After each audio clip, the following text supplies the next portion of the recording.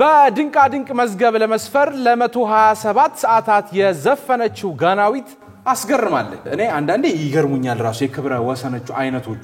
አሁን ለምሳሌ ረጅም ሰዓት መስፈን የሚል የረጅም ሰዓት ማውራት ቢኖር ነበረንስ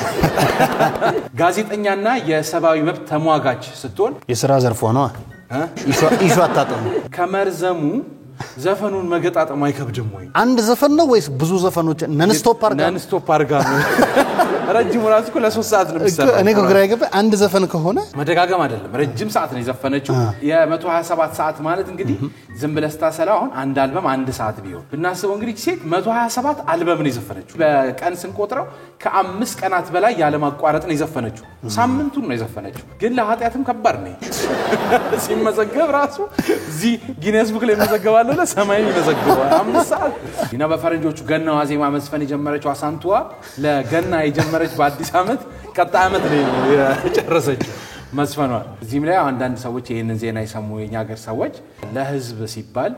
በዶክተሮች መስፈን እንዲያቆሙ መደረግ ያለባቸው ሰዎች አሉ